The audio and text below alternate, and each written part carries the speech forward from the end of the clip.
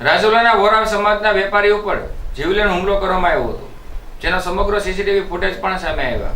રાજુલા શહેરમાં રહેતા અને ફકરી ટૂલ્સ એન્ડ હાર્ડવેર નામની પેઢી ધરાવતા વેપારી ફરુદ્દીનભાઈ હથિયારી તેમના દુકાન પર હાજર હતા. તે દરમિયાન ભાવ બાબતે ગ્રાહક સાથે રકઝક થઈ હતી.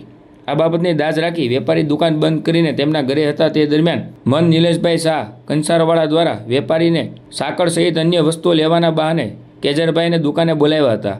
દુકાને બોલાવ્યા બાદ મન શાહ તેમજ રોનક રિઝવાન, જયસિંહ જયપાલ સહિતના લોકો દ્વારા એક સમ કરી હથિયારો વડે હુમલો કરી વેપારીને ગંભીર ઇજાઓ પહોંચાડી હતી.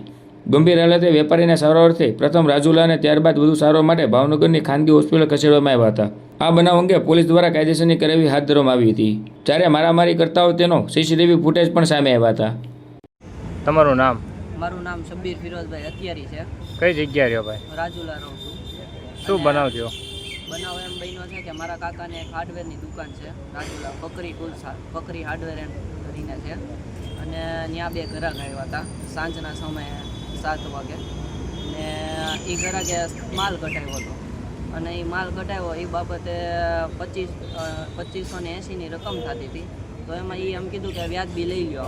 તો એ ના પાડી કે વ્યાજબી આમાં આપણો ભાવ એક જ છે અને આમાં કોઈ વ્યાજબી નહીં, તો તમને પોસાય તો તમે લ્યો.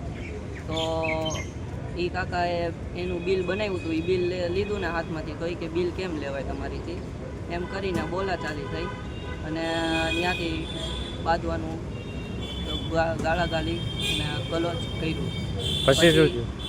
પછી મારા કાકા સાંજે 8:30 વાગે 9 વાગે વધારીને વયા ગયા અને ફ્રેશ થઈને નમાઝ બમાઝ પડી અને હજી જમવા બેઠતા હતા ત્યાં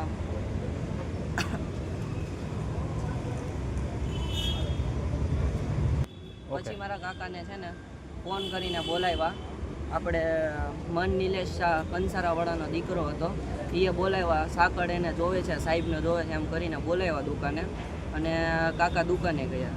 દુકાને ગયા પછી કાકાએ સાકળ બતાવી. તો એ એમ કીધું કે ખાંચામાં છે સાહેબ, તમે સાકળ બતાવી આવો. તો એ કાકાએ ના પાડી કે ખાંચામાં હું સાકળ લેવા ન જાઉં, તમે એ કે ક્યાં અહીંયા લેતા આવો. તો જમવાનું બાકી હતું તો મોડું થતું તો દુકાન પાછી બંધ કરીને વયા ગયા કાકા. પછી ઘરે જતા હતા ત્યાં મસ્જિદ પાસે પહોંચ્યા ને ત્યાં એ રોકી લીધા આ 2 જણાએ. અને આ મન નિલેશ શાહે અને